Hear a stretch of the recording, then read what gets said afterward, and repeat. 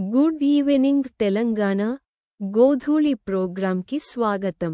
ఈ రోజు ముఖ్యాంశాలను పరిశీలించాలంటే Hyderabad central university HCU భూముల్లో జింకలు ఉన్నాయని తెలంగాణ ప్రజాసామాజిక సేవా సమితి TPCC చీఫ్ మహేష్ కుమార్ గౌడ్ ప్రకటించారు.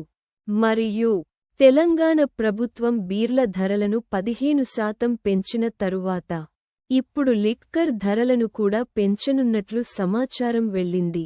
మరో వార్తలో రాష్ట్రాలో మరియు రాష్ట్రం బయట ప్రజలను వినోదించడం కోసం కేంద్ర ప్రభుత్వం రైళ్లలో ATM సేవల ప్రారంభించింది.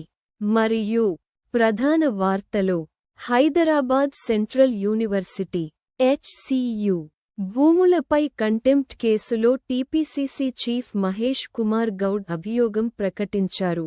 దీనికి సంబంధించిన వివరాలను తన ట్విట్టర్ ఖాతాలో వెల్లడించారు. ఇవి మన ఈ రోజున్న ముఖ్యాంశాలు. మరింత వివరాల కోసం మా వెబ్సైట్ని సందర్శించండి.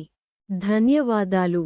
వరంగల్ నర్సంపేట మండలంలోని ముత్యాలమ్మ తండాలో ఒక మహిళా రైతు అకాల వర్షానికి పంట నష్టం చెంది బానోతు మంగమ్మ అనే ఆమె 2.30 ఎకరాల్లో 60,000 రూపాయలు పెట్టి మొక్కజొన్న సాగు చేసింది.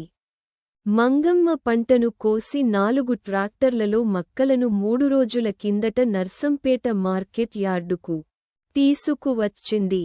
కానీ భారీ వర్షాల వల్ల పంట కుప్పచేసిపోయింది. దీనికి మంగమ్మ హార్తాత్మకంగా ఏడుపు చెంది ఈ సంఘటన తర్వాత అవిచ్చిన ఆరోగ్య సమస్యల వల్ల ఆమెను ఆసుపత్రికి తరలించారు. హైదరాబాద్ మెట్రో రైల్ ఛార్జీలు పెంచబోతున్న విషయానికి తెలిసింది. కోవిడ్ సమయంలో 6,500 కోట్ల రూపాయలు నష్టాలు చెందిన L మరియు T మెట్రో సంస్థ ఛార్జీలు పెంచాలని ప్రభుత్వాన్ని కోరింది.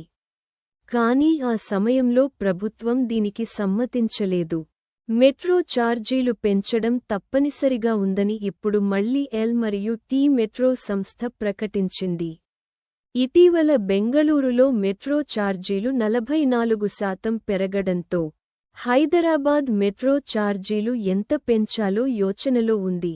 దాదాపు 59 రూపాయలు ఛార్జీలు పెంచి హాలిడే సేవర్ కార్డు రద్దు చేసిన సంస్థ ఇప్పుడు మెట్రో కార్డుపై రద్దీ వేళల్లో 10% డిస్కౌంట్ కూడా ఎత్తివేసింది.